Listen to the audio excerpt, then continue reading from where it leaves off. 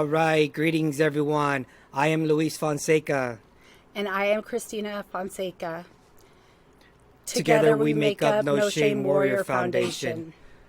Welcome to today's episode of our podcast. Our guest for today and newest member of the No Shame Warrior family is Mr. Nick Jones. Nick, greetings and welcome to today's podcast. Hi, thanks for having me.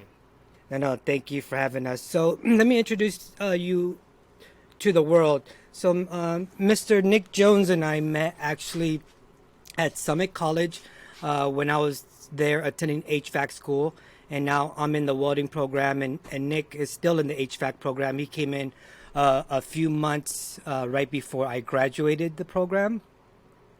By that time, the class had already known about my nonprofit foundation, and we're talking quite a bit about it. And Nick asked me, goes, "Hey, what's this all about?" So I shared my story with Nick about PTSD, depression, suicide, alcoholism, drug abuse throughout my military career. And he shared a little bit about his story. And Nick, correct me if I'm wrong, you have a little bit over 3 years of sobriety? That's correct. Yeah, so Nick shared that with me, some other mental health issue stuff. And I asked him, I said, would you be willing to come on my podcast? And he said, yes, absolutely, without any hesitation. The excitement from him brought excitement to us and joy. And so this is Nick. And so, Nick, let's just start from the beginning. I know that you weren't in the military, but your dad was. And he was a Vietnam veteran guy. Yep. And so, how was your upraising being, I don't want to say the product of a child of the Navy, but what we call, Navy brats or Army brats, a military dependent, and then Yeah. leading up to you to where you are now? Yeah, so as a kid, my dad was, you know, from the time from the time that I was about 2 years old up until probably like 4 or 5, my dad was he was kind of absent. Not physically, he was there, but his dad passed away when I was 2, and he would just zone out in front of the television for hours every day just because he was trying to like medicate his pain that way. But you know, there was times later in life where, which I kind of regret, where I was kind of like mad at him for that. But you know, I eventually forgave him, and I didn't want to hold it. I didn't want to hold anything against him because I felt like it wasn't really fair. So, but yeah. Would you say that later on in your life you kind of came to understand that your dad was just dealing with a certain pain and he just didn't quite know how to healthily to deal with it in a healthy manner, I would say? Yeah, definitely. Yeah, he had major depression, pretty much ever since I was born. From his dad's death, and up until when he got sick and died, he was a little bit before he got sick. He was still in the mode of like watching lots of TV every day, kind of zoning out, stuff like that. But once he got sick, it was like the closest I ever got to him, because I had to help with a lot of things. Mm-hmm. I had to, I had to get him. I had to remind him to eat sometimes. He lost about 60 pounds when he got sick, and so he was very skinny. He was so weak that he couldn't really. He couldn't even get out of bed without a walker, and I would have to help him. I would have to help him to the bathroom sometimes, and I would have to remind him not to try to get out of bed on his own, because if he would try and get out of bed on his own, he would be too weak to stand, and he could break a bone or something, and then he Yeah. would be in the hospital. So, Yeah. but yeah, so that was hard. But I know, when Luis just asked and you said that you did eventually realize as you got older, because you don't understand it as a child, but as you got older, Right. you realized that there was a bit of that was his processing his grief. He didn't know how to process his grief and his pain. Yeah. Have you, and just because this is so near and dear to Luis and I's heart, have you thought about, and it might be much more up in our face since we were in the military for so long, but have you thought and considered with your dad being a Vietnam veteran, these young gentlemen went over and served in war, and the war that they served in was the things that these men did back then were the most courageous things that people can do. And unfortunately, they came home and they got spat on. They got treated like Yeah. crap coming back. They weren't able to be proud of their military service. And it's their generation that really allows our generation to be proud of being in the military and to get thank you for our service. And still, not everybody is like that, and that's fine. I mean, that's why we serve, so everybody can have their opinion. But unfortunately, your dad's era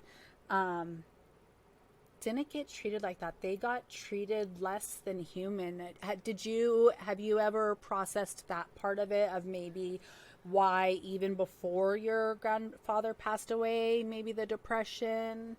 Have you realized that part of it? So it's funny that you mentioned that because I never really thought about that aspect of it. I knew about how Vietnam vets were treated pretty badly when they came back, but for some reason I never made the connection with my dad that could have affected him in that way. But yeah, that's interesting. That's kind of a new way to look at it because in school, I learned about how Vietnam vets were treated when they came back, and it was pretty bad. So It's very bad, and whatever you learned in school, Yeah. I can almost imagine was never over exaggerated. It was Right. horrific the way that they were treated. It was just Yeah. heartbreaking. yeah,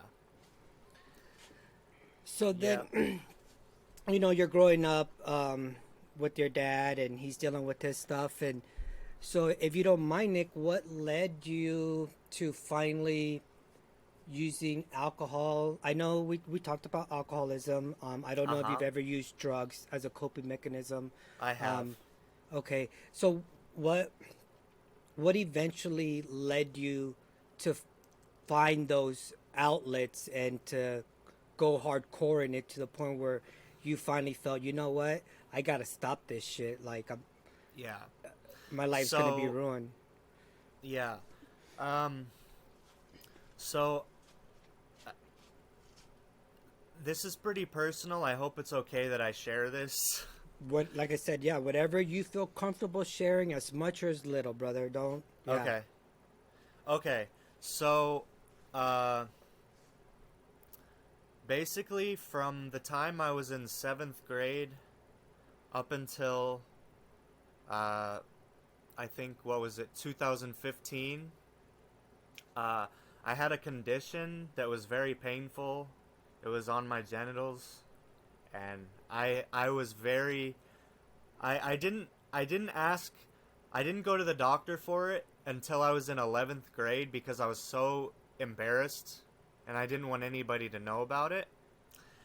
And eventually, I think it was a little bit after I got out of high school, probably like 3 or 4 months after I graduated, I got circumcised, and for me it was very traumatic, because for one, when I got home from surgery, basically I had a hematoma, and basically my thing, it swelled up to like the size of a grapefruit, and it was like black and blue, and the stitches that they put felt like they were ripping. It literally felt like I was Yeah. being ripped apart. And so I was screaming bloody murder. I was in so much pain. And so we got to the hospital, and can you guys still hear me? Yeah. Hmm. Oh, okay. Definitely. Okay. So I got to the hospital, and they had to take a needle and drain it. They put it. They had to stab it into me, drain it, and it was, oh, it was so traumatic. It was so embarrassing for one, to these doctors who I don't know are messing with my junk, and it's like so embarrassing. It was very traumatic for me, and then they had to take a catheter, put it all the way up into me, into my bladder, and it was extremely painful Yes. because it was already very swollen from the inflammation. They took it and they pushed it in, and it felt like they had to force it in, and it was super painful. So it was very traumatic for me. Did they do the circumcision because they felt like that was going to fix what condition you had been dealing with? Yes. Okay. I know it, as a patient, it feels so embarrassing. And there's really nothing that we can say to take that away. But going forward, you going to doctors, and both Luis and I were in the healthcare profession. I promise you that none of the healthcare providers, none of the nurses or doctors are thinking anything about it other than the professionalism of fixing you and helping you get better. Right. I was a women's health provider, and I did many, pap smears on females. I also would do a lot of checks on men as well, and there's never anything going through our mind other than let's figure out what's going on and how we can help them. So Right. what's in your past is in your past, and that embarrassment is definitely a very, very normal feeling. But I promise you, whatever's going on moving forward, when you go to the doctor, they've always seen worse, they've always treated worse, and they're there to make it better. Right. But I can understand from your point of view too, Nick. Like, I was in the healthcare profession in the Navy myself for 22 years. Saw patients, saw female and male patients, saw more genitalias on both male and females and breasts than unless you're on Pornhub all day long, right? And I saw it, and a lot of my female patients were so comfortable with me as I conducted myself in a professional manner that they would come to me, and I didn't even have to have the doctor or female standby when I did, like breast exams for breast cancer and stuff. Yeah. But when I had an issue once, I had a testicular torsion. That one was kind of forced. That's just very painful. And then I got a phone call from an ex talking about, hey, I just tested positive for STD, and that's kind of why we ended a relationship. I remember, and I was already a senior person in the military. I was already in like 12 years, 14 years of healthcare, seeing patients, but having to walk into medical, right? We call it medical, like the clinic, and saying, hey, I'm here because something's going on with my junk.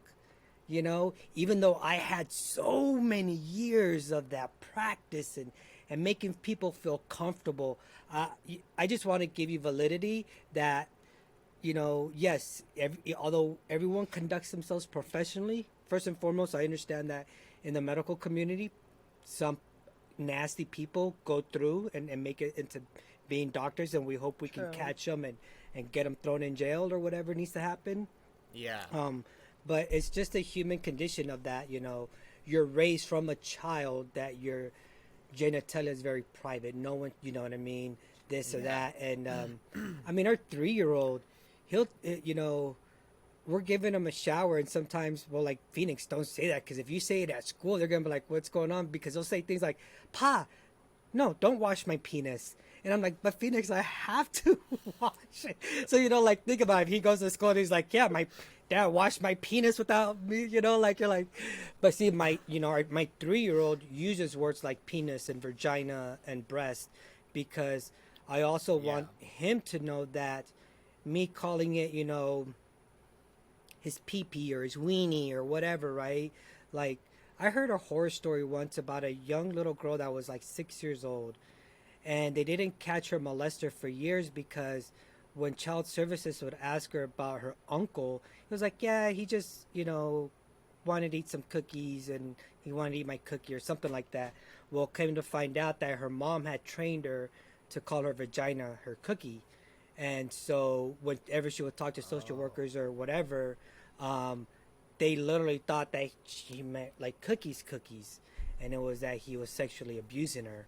And so Yeah. there's stories like that too that I've come across that also, even as a healthcare provider that I was for 22 years, makes me sometimes uncomfortable with what I have to go in and talk to doctors about, and especially when it comes with my mental health. More than anything, that's been my biggest struggle, is really Yeah. opening up to doctors with my mental health and my depression and anxiety, Yeah. my PTSD, my suicide attempt, and all that. So we kind of Yeah. cut you off We and did. went off track. It's okay. So was it the pain or the embarrassment or a combination of both, or were you still progressing with your story that led you to self-medicate? It was both. So the once I got the surgery and I was healed, I no longer had physical pain.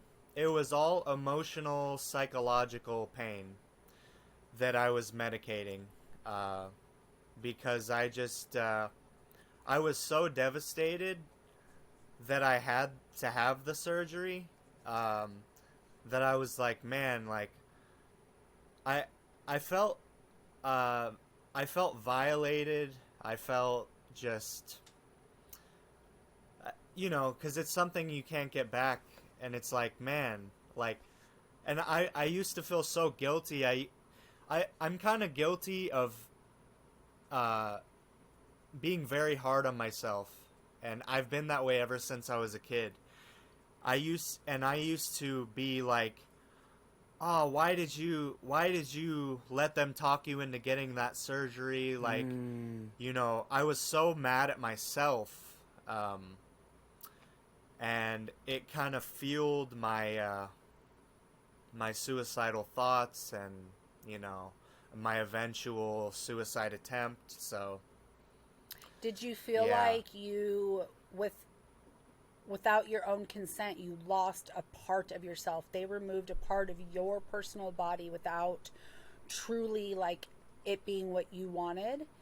And I ask that Yeah. because there's a lot of people, kids when they're babies when they're first born, within the first 3 days, a lot of parents are making this decision, and some of them are religious based and some of them are not, but they're deciding to circumcise or not circumcise their children, and Right. their children are only a few days old and have absolutely no say in it. So that's a very, very good topic that I didn't think that we would go into today. But if you would like to discuss that, I think it would be great for some of our listeners. Yeah, I have very strong opinions about this, because when like before I got the surgery, I was constantly on YouTube watching videos about circumcision, and I would comment stuff like, nobody should ever have the right to do that to a child. It should be the kid's choice when they're old enough to make an educated decision. That's just my opinion. But I used to get so mad when I would see people saying, like, I mean, I understand it now where they're coming from. I have to, like, put myself in their shoes. But at the time, I was just like, how could you do that to a kid? You know what I mean? But Right. what I see now is, well, for one, there's so much misinformation about what that is, what that does. So it's like, I I'm not really mad at the people who say, okay, I guess I'm gonna have them circumcise my son, because I get it. Like, there's a lot of there's a lot of misinformation about, you know, it being cleaner, it being more aesthetically pleasing or whatever. You know, it's going to be less embarrassing for him when he's with a girl because that's what they're used to, that kind of stuff. Right. So I get it. I no longer have hate towards people like that. I used to be very hateful because I was so angry about the subject that anybody who thought differently than me, I would immediately scold them and just be very angry. But, you know, just my current opinion on the procedure is, you know, in terms of like infant circumcision, I'm very against that because I feel like it should be the child's choice. Yeah. I think the whole thing about it, like where they say, "Oh, it should be the parents' choice." It's like it's not your body, though. You know what I mean? Yeah. Right. That's just my opinion, but Yeah. It's that that's overwhelming become the opinion a lot of times in today's current culture, your body, your choice. But there's still the others that have that misinformation thinking it'll be cleaner or it's medically necessary, and we're finding that that's Right. not the case. Yeah, yeah, Right. and that's what I wanted to bring up was, you know, there is no medical based evidence that circumcision is better for a male. You know, there's absolutely no medical evidence to back that up. Yep. It's all honestly, and anyone that's listens to this podcast later wants to get on and debate it, we can. But honestly, circumcision came out of religion, Yep. and that's it. There's no medical evidence that shows circumcision does any better or any worse for a male. Nope. So Yeah.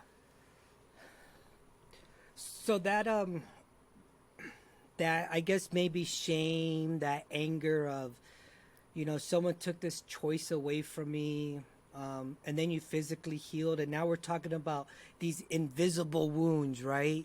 These traumatic invisible wounds that no one else sees or feels but yourself. Was it alcohol that was your gateway drug that led you to other stuff, or did you jump No, in so- hardcore? So actually, I didn't start drinking until I was 21. Okay. But I started using weed when I was 17 and a half, almost 18. And so I was using weed and psychedelics. Sometimes I would use, let's see, I don't know the exact timeline on this, but eventually I got into cocaine and MDMA. Yeah. But my main drugs that I liked using were psychedelics and marijuana. So Okay. yeah. But it was it started out like I was saying before about when I started using drugs. It was just to numb my pain, you know what I mean? It was just to... People think of psychedelics as like if you take high doses, it's very hard to numb your pain because it's going to try and make you focus on your pain. You know? But what I would do is I would take a little bit and then I would smoke a lot of weed, and I would mainly use the weed for the numbing of the pain, but the psychedelics, it would be just enough to have fun, but not enough to expose myself to my problems. Right. So yeah, but eventually I took some pretty high doses. I mean, I never took insanely high, like you hear stories of people on YouTube taking like just insane, like, Yeah. you know, 4,000 micrograms of LSD and just crazy stuff. Right. The most I ever took was 150 micrograms, which is like a standard dose. Mm-hmm. But it basically, when I took it, what made me so drawn to it from then on was that when I was peaking, it felt like an orgasm, like literally for like 2 hours. It was like a 2 hour long orgasm. Yeah. And so it was very attractive to me, to those kinds of drugs, because of that factor.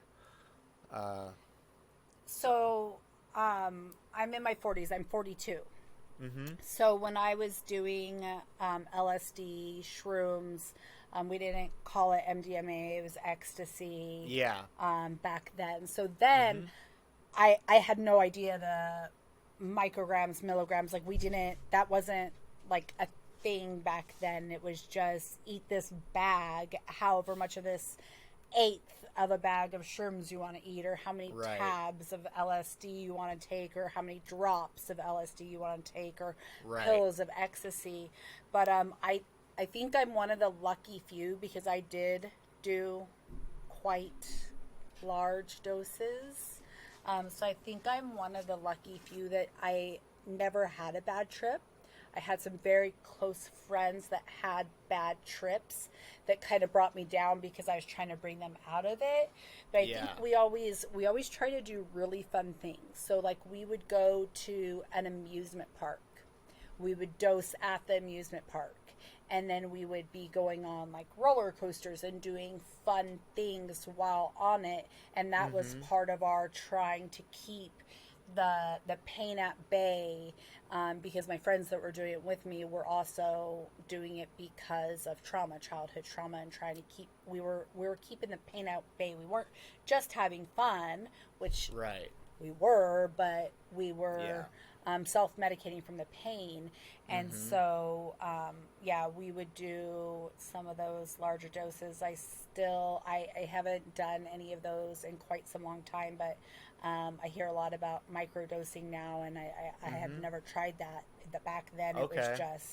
it was just eat this bag, cover up the Mushrooms. taste by eating it with a Snickers. So that was my thing, Snickers, Yeah. to cover up the bad taste, and go do something fun, and then or go to a rave. And so I didn't ever have a bad trip, luckily. Yeah. But Me neither. Yeah. Me neither.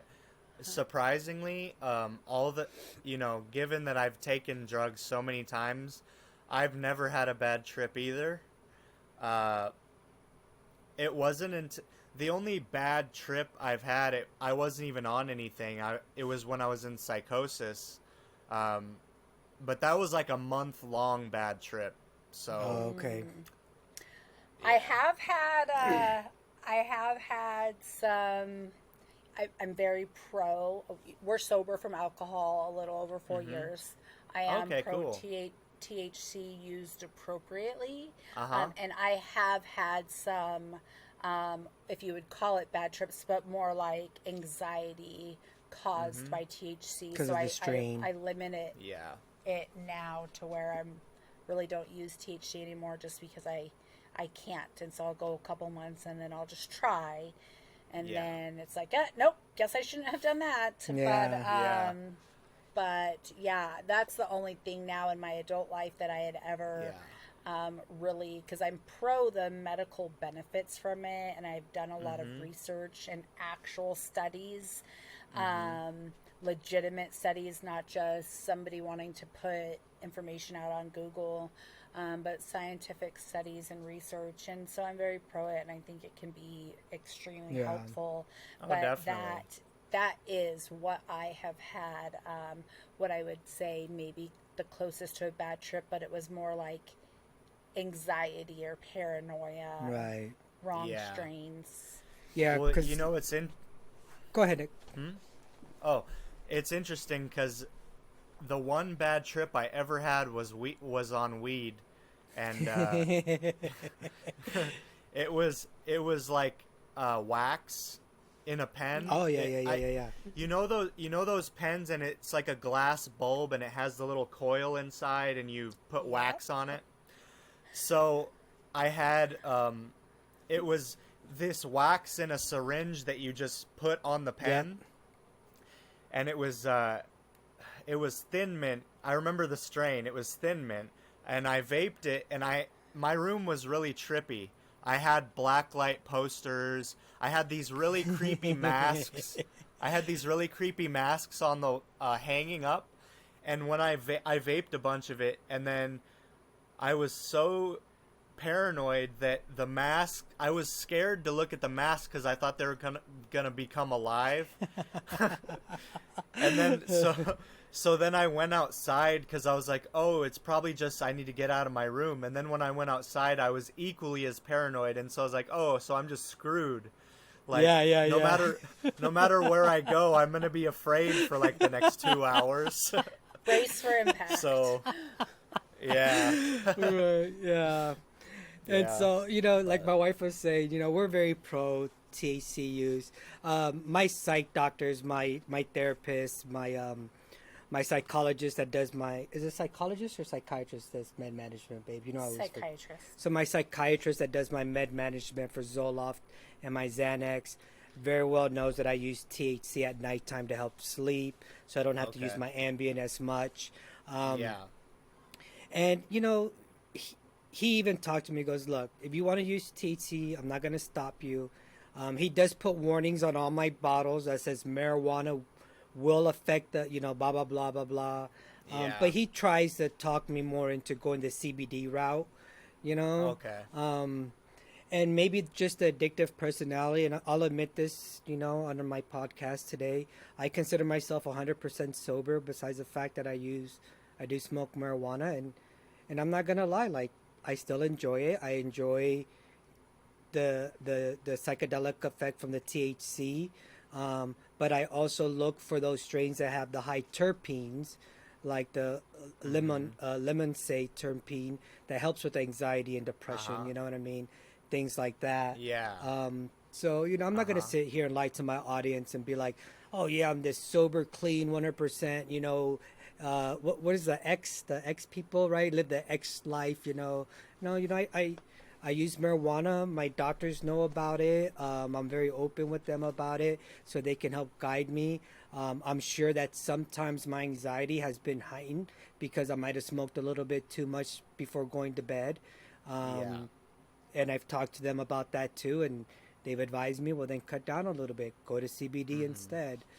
So I don't Yeah. want any of our audience members to feel that we necessarily, the No Shame Warrior family, which you're now included part of, Nick, that we're preaching necessarily 100% sobriety. Like straight edge. We're Yeah, not straight edge. That's the word I was That's looking why for. I always say we're sober from alcohol, but we also try to use THC in a medical way, and we both are very honest with our doctors. Yeah. And we've heard horror stories that some doctors won't prescribe their patients medication if they admit to using THC. We haven't Yeah. encountered that, but we also Yeah. don't go for like pain medicine or opioids, which Right. I guess that's kind of what it when they don't allow that. But we've both been really honest with our providers, our primary care and our mental health providers, about any THC use that we have.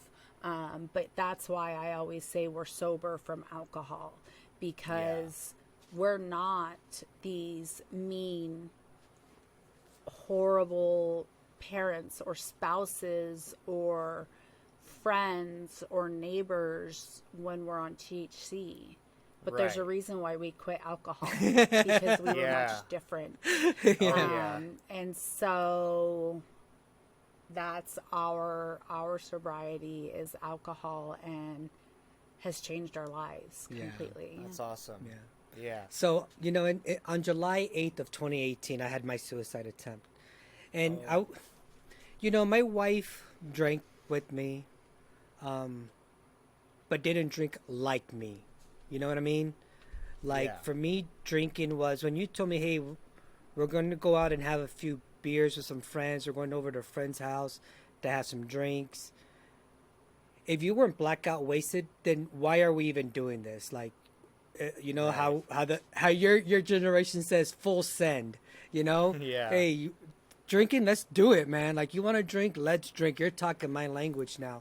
So on Yeah. July 8th, I had a suicide attempt, and that's when I came home and realized I survived my suicide attempt, and realized that a lot of things. It's you know, people think that first and foremost, everyone's suicide attempt and the outcome afterwards is different. You know, there was so many mixed emotions with my attempt.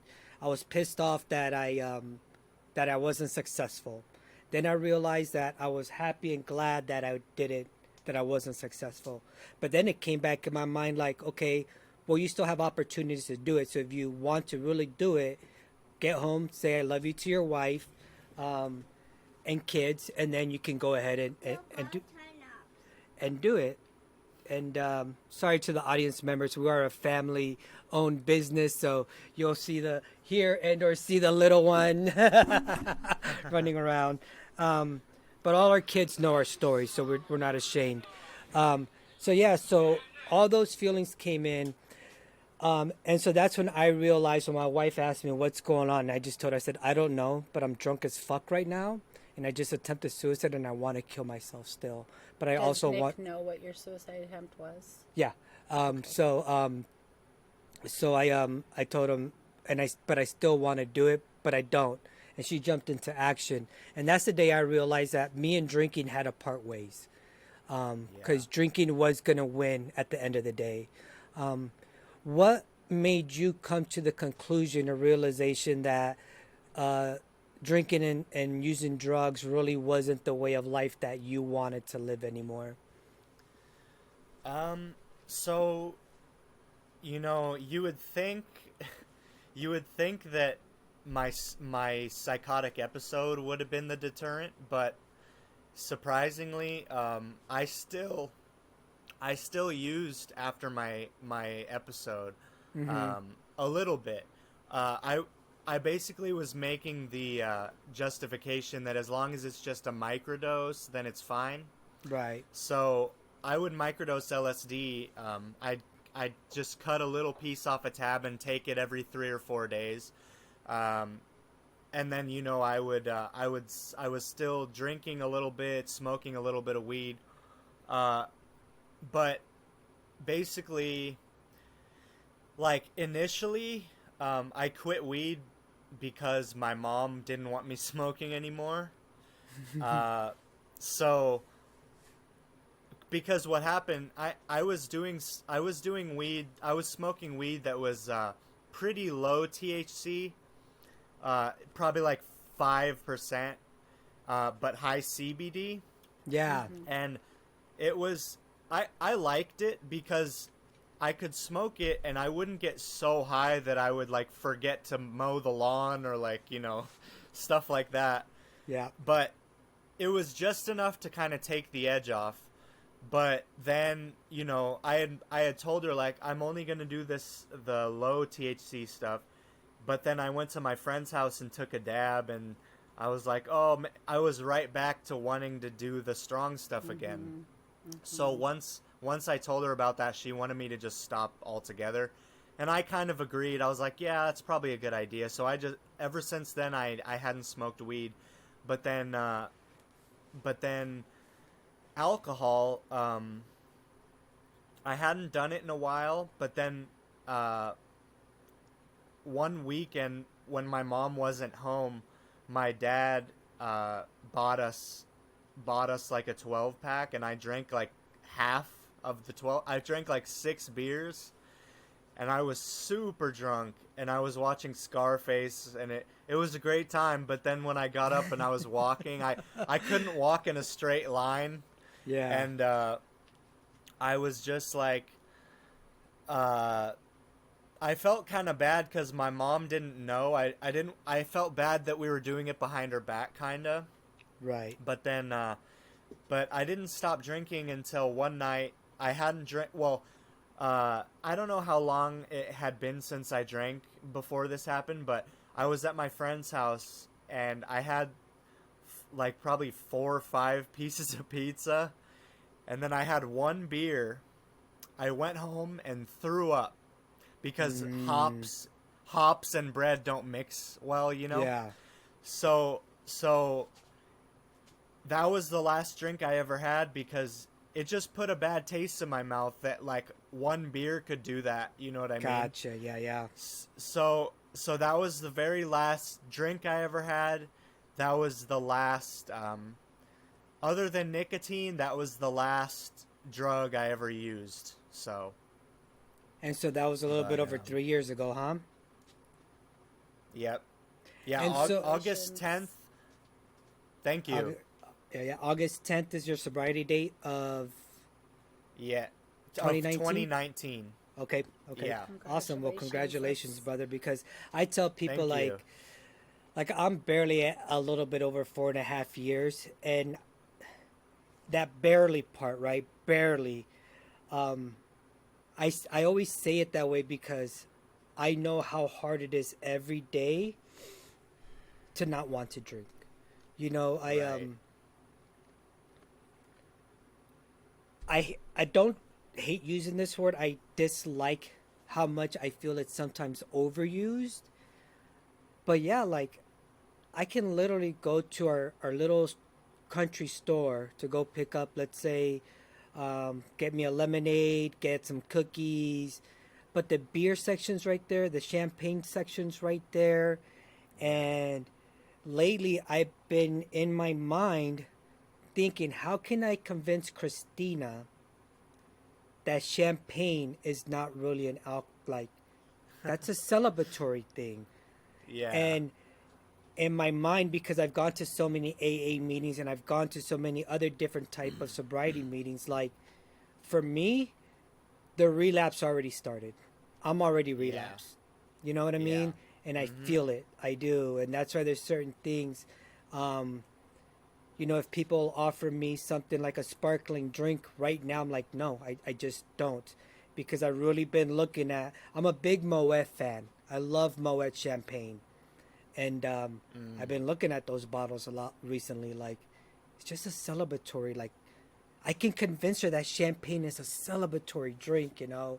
But she's shaking her head no, and I know I can't, you know. I know there's no convincing her that I could ever. And For me, well, with Luis, well, what I was gonna say is the way I looked at you is because I haven't said this to my wife yet is I commute 45 minutes to work, man. Mm-hmm.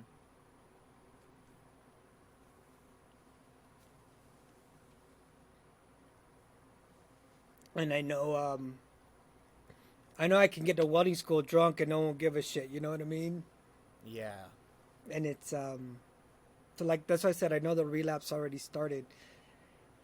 And maybe that's why I've been pushing my wife so much for us to do these podcasts because I love speaking to my wife. I love sharing, you know, how I'm feeling with her. But you know how it is sometimes, Nick, you know, sometimes in these outlets it's a little bit more easier, whatever, you know. You don't want to concern your loved one as much, you know what I mean? And it's Yeah. so thank you for being also a safe comfort zone for me, Nick, to be able to express that to you. Of course. Because yeah, man, I know that feeling. You know, that's why I say, man, I barely have a little bit over four years of sobriety. Because when I hear people that talk about 20, 25 years, to me, they're some of the strongest people because he doesn't see himself there. I can, yeah, I don't. I can go have a beer right now and not want another one today, but tomorrow can easily be, well, if I had one and nothing crazy happened, I can have two and nothing crazy is going to happen. And if I can have two, then I can have three. And next thing you know, I'm full blown back to blackout drinking within weeks, you know, and I have to remind myself of that. That's, For me, that's like for me. Oh, go ahead. Sorry. You can go ahead. No worries. Oh, okay. The reason why I had to quit everything was because for me, all drugs for me that I have used are gateway drugs. Like if I start drinking, I want to start doing everything else that I Yes. used to do. If I start smoking weed, I want to start doing everything else I used to do. So, and you know, for me, my part of my story is cocaine and what happened to me one day when I did meth thinking it was cocaine, and how that totally for a week I was a different person. It was a horrible week. I so what happened? I was on MDMA, and I was at a park, and this guy came up to me. He could tell I was rolling, and he was like, "Oh, do you want some Coke?" And I was like, "Yeah."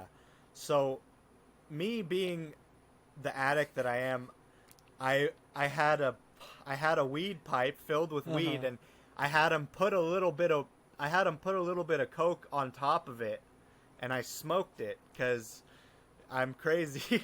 But I did that, and and then I went into the bathroom, and he gave me a little bump on the sink. On the sink, he put a little bit down, and I snorted it, and that was meth. He told me it was Coke, and I immediately knew it wasn't Coke because it tasted like chlorine and just nasty. And my I had this horrible pain in my head when I snorted it. Like, my brain was like icy hot. It was like cold and hot at the same time, and I had a really bad pressure behind my eye, and my heart was pumping so fast I could hear it in my eardrums. And I thought I was gonna die. It was really scary. And then my mom called me. She just happened to call me, and I was talking super quick, like a mile a minute. I couldn't control how fast I was talking, and she knew something was wrong. So I got home, and the next day she drug tested me, and it was indeed meth, and that really scared her. And my girlfriend at the time broke up with me because of it. Yeah. And I was devastated. I was devastated because I really loved her. But then I found out. I found out a few days after I came down off the meth. I called her because I thought she gave me an STD, which she didn't. I'm clean. I have no STDs, but I thought I might have one at the time. So I called her and I asked, I think you might have given me an STD. Maybe you should get tested. And some way or another, I ended up pressing her and asking her if she cheated on me, and she did cheat on me. And it broke my heart. Yeah. Because I was coming off of meth, and that feels horrible in and of itself. And then to find out that she cheated on me was just horrible. Yeah. But, you know. Meth, actually, and I've said this in previous podcasts, meth was actually the first drug I ever did in middle school. So, Oh, wow. I was really against THC. I had, my parents did THC, and I don't know why. I was so against it, and I used to talk so much shit to them for doing it. And my first drug was meth, and I was only in middle school. And then I really turned to alcohol, and I went to drug and alcohol rehab at 15. And believe it or not, I never tried cocaine. I enjoyed meth, and so I never tried cocaine until I was an adult in my 20s in the Navy at my first command. And believe it or not, it was a naval officer that gave it to me. She pulled me during a New Year's Eve party at a bar, pulled me into a stall. I didn't know her. Pulled me into a stall, had it on her little part right here. It said, "Here, do this." And I'm drunk, and I'm like, okay. And so I despise meth and the smell and the mannerisms so much now. It makes me sick. I can spot it from a mile away. My daughter thinks I'm crazy. When I go to high school football games with my daughter, and I see some of the high school students there, or even some interacting with her friends, I will tell her they are on meth. And she thinks, "Oh, you're crazy, Mom. You're paranoid." I'm like, no, I'm not. Yeah. Trust me, they are. Yeah, there's a distinct. There's mannerisms, like there's a smell. You can tell it. But what I was gonna say with Luis, I know he said I didn't drink like he did, but I did with a difference. So I drank, as hard as he did, as much as he did, we would stay up till 2, 3 in the morning, drinking, going hard at the bars, coming true. back to his house, drinking more. And then we were up between 6 and 8 in the morning, starting drinking again. But the difference is, I didn't miss it if I didn't have it. And so Yeah. now being sober, I don't miss it. So I guess I'm lucky. Every once in a while, the only thing I miss is the michelada, but I can make a virgin one and that suffices it. So I Yeah. don't miss the alcohol. And so for me with Luis and knowing the path that it takes him down and the mental health that it triggers and the suicidal thoughts that it triggers, for me with Luis, alcohol it's a deal breaker. And I'm really glad when he opens up on podcasts like this, and he opens up to me every once in a while, and I really enjoy when he's honest and talks to me about it, because that Yeah. means he's not out there doing it and hiding it. He's talking to me, and I can relate to that, because that feeling that he has with alcohol, I don't miss alcohol. I miss drugs. And at 42 Yeah. years old, with a soccer team full of kids, I can still say I genuinely miss drugs a lot. I can't do them. I have some cardiac conditions, and I have chronic hypertension and kidney disease, so I can't. But I would, and I miss them a lot. And so I kind of relate that. I can understand to how Luis feels with missing the alcohol, and sometimes that those feelings can consume you. Yeah, for sure. But with alcohol, I always went in excess, drank way too much, was reckless, would drive, do very irresponsible things. But I never really needed it. I didn't miss it. But it is the drugs that I really miss. So I can relate to that there. But Yeah. Luis and alcohol, Luis and beer is fine. Luis and beer can be fine. But Luis and beer never lasts. Luis Yeah. has a beer and then 2 beers, and then it turns to alcohol, and that's where it spirals. And there's not that happy median. So for me, it's it's a no. That is a deal breaker. There's not many things. Luis and I, from the very beginning of our friendship and our relationship, we have always felt the same way. There's no, oh, you let your husband do that? Oh, you let your wife do that? Oh, did you get your wife's permission? No, I'm not his mom. He's not my mom. We don't let each other do anything. We're partners. Yeah. And we support what we want to do. But I also need a partner that's going to be healthy for himself, for me, and for our children. So that's kind of where Right. I draw the line. But it's still, you make your own choices. And so that's... Yeah. Do you ever find yourself missing drinking or drugging? Yeah. Not. The main thing I miss about it is the feeling of not giving a shit what people think of me. You know, Yep. like that's the main thing I got out of drugs and alcohol, and I miss that aspect of it because it just feels great to not care what people think. You know. Yeah, about your And, insecurities, right? Exactly. Yeah. And, you know, being a little over 3 years sober, clean and sober, it's like I still have to battle myself sometimes on a daily basis with, you know, caring too much what people think and having that affect the kinds of choices that I make throughout the day. Right. So I still, but what keeps me sober, clean and sober, is I used to make Snapchat videos when I was messed up on weed, and it was so embarrassing that every time I think about using, I just think about that video and I'm like, nope, not today, not today. So Crazy. Because you know yeah. what? Recently, we're talking about this. Oh, yesterday in welding class, some of the other Uh-huh. guys are like sober as well.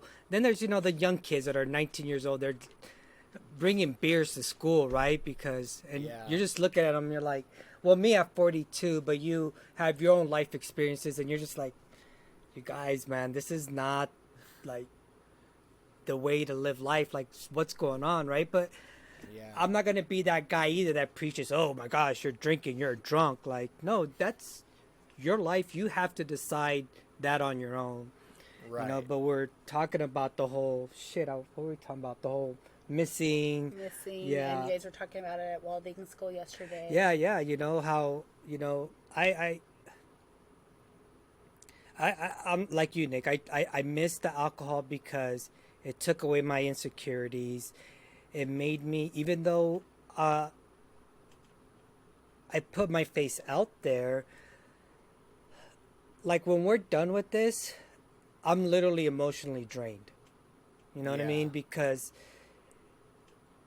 I consider myself an introvert to begin with. I have a too. lot of insecurities. Mm-hmm. I have a lot of self doubt. I have a lot of low self esteem. I have a lot of, do people really like me? Do they really even care what I have to say? So me doing these podcasts really takes me so far out of my comfort zone, and then not being allowed to drink or use drugs in order to mask that to what I feel would be a better product.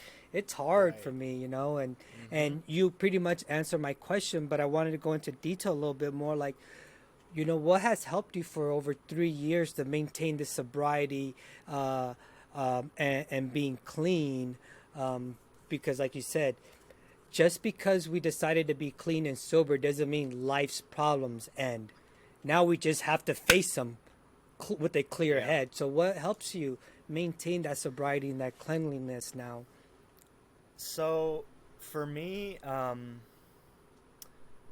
one thing that helps, I go to AA meetings, and for me, like, I don't do this enough, but praying really helps for me. Kind of getting out of myself by helping another alcoholic, or helping, my mom do the dishes, or just being of service to people. It kind of gets me out of myself and out of my head, because I still struggle with. I'm not gonna lie. Sometimes I still struggle with suicidal Me thoughts, too. and yeah, and what helps me is to think about how I can be of service to somebody else. Because whenever I'm suicidal, it's always about me and what I'm going through. But if I'm able to turn the tables and be like, how can I help someone else? It kind of just helps me to have a different perspective and to focus on something different and something other than myself, which really helps me a lot. So Yeah, it's kind of like we say in yeah. AA, right? In order to keep your sobriety, you have to give it away, right? Which means Exactly. you have to help somebody else, and so that makes perfectly good sense. I never thought about that, but now that I look at it, I have several home projects going on at home. I probably have combined probably about 7 home projects that are, anywhere between halfway done to 90% done. And I've realized Okay. that I've started these projects now that you're speaking about it when I felt really low, and I felt like Yeah. I needed some sort of either accomplishment or, hey baby, look at what I did. I did Uh-huh. this to make our house look better. You know what I mean? Right. And some projects just take a little bit longer, so I get out of that mode. Like, let's say halfway in between the project or 75% done, and it's still sitting out there. But I look at it and I'm like, metaphorically, I look at it, I'm like, okay, that project's not done because the healing that's involved in that project's not done either. You know what I Yeah. mean? And when I'm ready Uh-huh. to finish with the healing, then I'm gonna get back to that project and go through. Because to me, those projects as well, even though, and I don't say this in a negative way, usually 90% of the projects are done by myself. The kids or Uh-huh. Christina will come out and help me here and there. but it allows me to escape, from the world Right. and just concentrate on that project. And I think that's why I fell in love with welding so much, because Christina, I've told her, sometimes, welding today was this or that or blah blah. She goes, well, tomorrow just because I used my dad's welding helmet. He before he died. He died in 2014 from a heart attack. Oh, I'm So I sorry. used his welding helmet. Thank you. Mm-hmm. And so Christina was like, babe, just put on your earbuds, drop down your hood, and just weld. Just think about, what's going on, dad, me, life, and kind of meditate and use that time. And I do. I love just throwing on that helmet, putting my earphones on, putting some relaxing music, whatever it is I need at that time, and just burning Yeah. rods, Mm-hmm. And it's so I understand what you mean, that life of service helps you maintain that sobriety. It's beautiful, brother. I Definitely. thank you for sharing that with us. Yeah. We definitely want to respect your time. And I know we've gone a little past an hour, but I did have a few more questions. I had two more Yeah. questions, and they Go might for it. lead into others. But the first one is, are you currently, or have you, since you've been sober, gone through any types of therapy? Yes, I'm actually currently I'm currently doing EMDR therapy, Oh, wow, yeah. and that's been helping. Yes. Because one thing that happened to me a few years ago before I got sober, I was like this. I shared this with Luis in class one time, but I was sexually assaulted, and it really that kind of that in combination with the drugs I was using kind of catapulted me into my psychotic episode, and it really made me, for a little bit, it made me feel confused about like, oh, like, am I bisexual, or I as of right now I'm just a straight, but at the time it really confused me, and I wasn't even aware that it was an assault until I got therapy, until I went to therapy and talked about it. I thought it was just a consensual thing, but when I talked about it, we realized that it wasn't consensual, and it really hurt to figure out that I was assaulted, because I felt like oh, like I felt like I was a weak person because of it, No. And yeah. You I know. Yeah. if you ever want to do a part 2 on here, if you're comfortable Uh-huh. talking about that, we can. Or Okay. I even have my own branch of Christina Talk Sexual Trauma. And if you ever Okay. felt comfortable talking about that and you want to be a guest with me, we can do that too. And if you're not Okay. comfortable with that, that's 100% okay as well. But I'm glad Okay. that you're in therapy. I've heard wonderful things about I love EMDR. about EMDR. Oh, nice. I'm currently doing DBT with my therapist, but after Oh, we're okay. done doing the 16 sessions of DBT, we're gonna do EMDR. That's So, awesome. Yeah. But then my second question, unless you have something more to say about that. Oh, no, it's all good. My second question is, would you, and everybody has their own opinions on this, would you consider straight CBD a relapse? No. I would say, because it's not psychoactive, I feel like that's not a relapse. Right. I just personally, based on my genetic testing, CBD kind of negates the effects of my medications that I'm on. Oh, okay. Okay. So makes sense. just for me personally, it's not a good thing. But Right. for people who do react well to it, I think that's totally not a relapse. I think that's because unless because since it's not psychoactive, I just feel like that's, if it was psychoactive, that's a different thing. But Right. Right. but then I have nothing against people who use marijuana, who can function on it, who are responsible with it. I have nothing against that. Um, you know, you, Luis, I know you talked about, having, feeling like it's beneficial for you, and that's totally cool. Like, sometimes I wish that my body reacted the same way, but um, ultimately, I'm just doing what works for me, and Yeah. for me,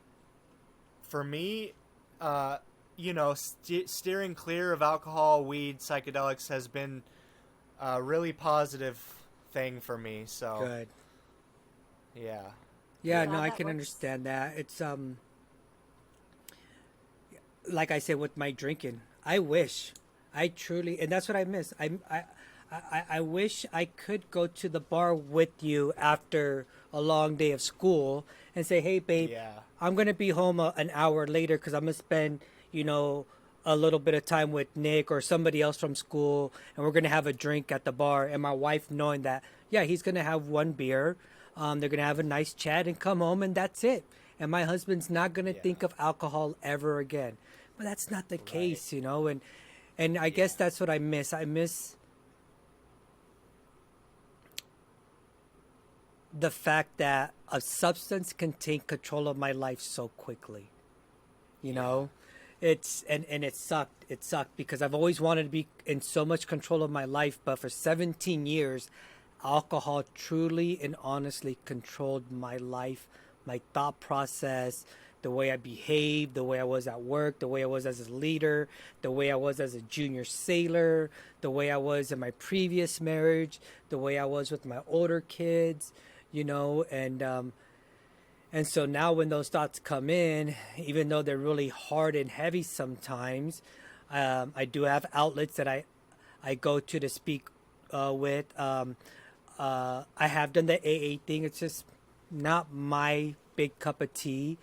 yeah, Um, Especially when there's people in there like, no, you can't even use caffeine because that's a drug and it'll lead you to drinking again. right, And you're like, I get it. You got 25 years in it. You don't like how you did it doesn't mean that's how I'm gonna do it. You know what I mean? right, So exactly, anywho, so I understand when you say like, I missed weed. I wish I could have an enjoyable experience with it. That's with me and alcohol. I miss alcohol. Me and alcohol were friends for 17 years. Maybe not the best of friends, but we were friends for 17 years. And I miss my yeah, friend. I miss my mhm, friend, but I also know that that friend isn't a good friend in my life anymore, and I have to part right, ways. So, mhm, So yeah, yeah, July 8th, 2018 hmm is the date for both of us. that's yeah. awesome, Yeah. Thank you, Nick. So yeah. what else would you like to share before we wrap things up? Any words Oh, of encouragement to anyone? Anything oh that you thought yeah, we might have left out? Um, sure, yeah. For I'd like to say this to anybody who's trying to get sober or who's only been sober for a little bit of time, that it's kind of a cliche thing that they say in AA, but it really does get better. Um, and you just have to give it time. Some people feel better faster than others. Everybody has a unique situation, but I would say it's important to have faith that it will get better as long as you do the deal and do what you need to do, follow the program. You just have to be patient. You know what I mean? Because yes. for me, it wasn't until about 9 months that I started to have any kind of feeling of, oh, this is finally working. You know what I mean? So, but yeah, I guess that's what I would say to anybody who's struggling with drugs, alcohol, any addiction, really. You know what I mean? You've talked a lot about your mom and that it sounds like you Mm-hmm. really value what she thinks, and from what you've expressed, it sounds like she's a big support system. Not everybody Yeah. has that in their parents, but do you find having, I know you do the program too, but do you find that having that one very close person that is a support system is crucial to your sobriety? Has that been like, do you think that everybody could benefit from having at least that one person? Or is it just what's been working for you? Oh, I definitely think, you know, everybody could benefit from that because she's my she's my number one supporter. She's always been there for me. And so just yeah, I mean she's amazing. I love her I love her more than I love anyone. And I'm looking forward to, once I have a career with HVAC and all that, I'm definitely going to give back and support her the way she supported me all these years. So, Aww. yeah. Yeah, I think So, yeah. everyone that's dealing with sobriety or going to get treatment for whatever mental health condition they might be facing, um, having a good support system is the foundation of your sobriety and your healing. You know, Definitely. because if you don't have a good support system, if you're just coming home to, and I've told Christina, it's like, babe, you're not an alcoholic like I am. Go have a drink, have a beer. And she's like, no. She's like, as long as you are sober, I am sober too. And I see Mm. so much the benefit of that now. You know what I mean? Because That's I think if I could have convinced her to have a beer or two or a michelada like 2 years ago, she'd be drinking a little bit more now, where I could have yeah. been like, hey, babe, it's just champagne. It's New Year's. Let's pop the bottle. Yeah. Come on. Let me have one glass. I don't consider it a relapse. But she's been Yeah. so stubborn on that. And that's great, because I need that hard foundation, to keep Right. my house erect properly.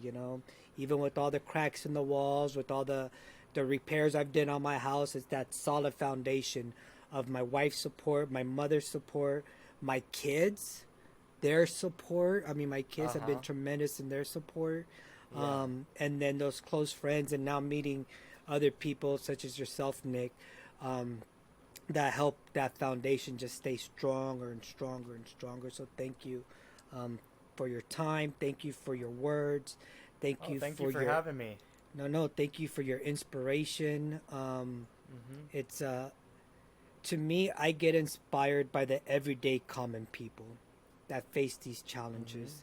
I get these superstars that, now have millions and millions of dollars, and they talk about how I came from nothing and now I have all these millions of dollars, and if I can do it, you can do it too. Well, you know what? 99.5% of us will never reach the level of wealth that you have. So I don't have a team of 25, 30 people that wake me up at 4 in the morning, that cook my breakfast, that clean my house, that take care of my kids, that drive me to work, that do Right. all of my other work that needs to get done. All I have to do is get in front of a camera and say, hey, I'm this celebrity. I'm sober. I was raised in poverty, and now I'm here, and you can do it too. But you just have to Right. wake up at 4 in the morning. No, motherfuckers, that's not how it works. you Yeah. know?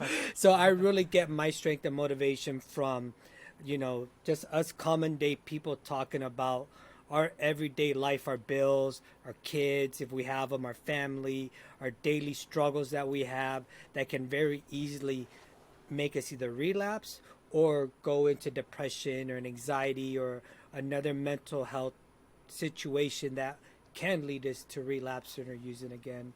So that's Right. why I thank you all so much when y'all come on board, because for me this is my AA meetings, weekly AA meetings. This is my healing section. This is the part where I remember, oh yeah, that's where I forgot to tell my wife that at welding school I had this bad experience, because when I get home after driving 45 minutes, I've decompressed from that, and I just want to tell my wife the good stuff.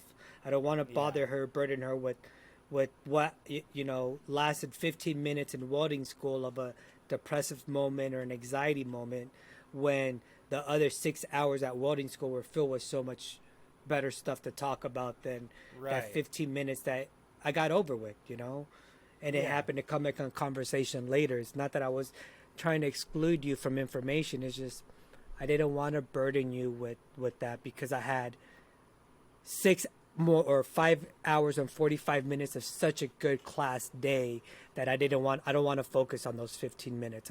It's done and over Right. with. So Yeah. Well, also, when you talk about those people that say they started from the bottom and now they're millionaires, think about it, babe. Like, wealth isn't always monetary. true. Started from the bottom.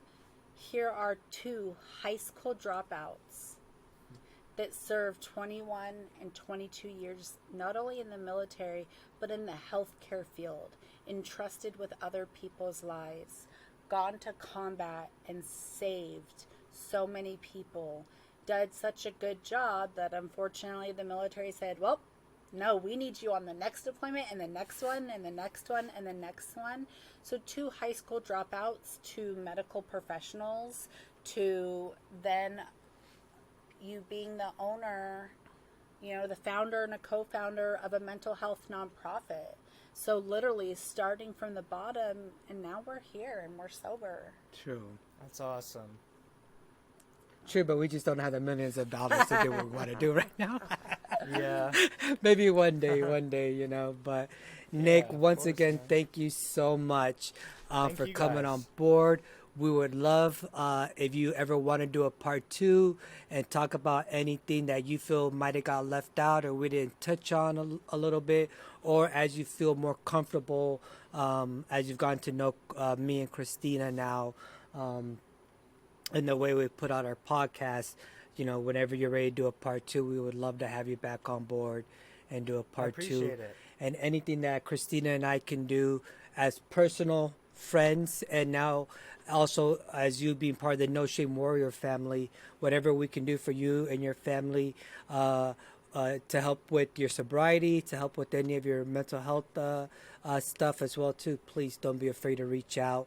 And although we're a very new company, we do have a lot of contacts that we can reach out to. And as we build our foundation and we can afford to start paying for other people's treatment, that is eventually our goal too. So no one ever has to worry about whether their insurance company's going to cover their treatment or their health care or not. We can make sure that society's taken care of. So thank you, Nick, so much. It's truly you, been a guys. pleasure and Yeah. an honor to have you on board. Oh, Thank you so much. so much. All Thank right. you. Nick. Well, until Have a good next one. time.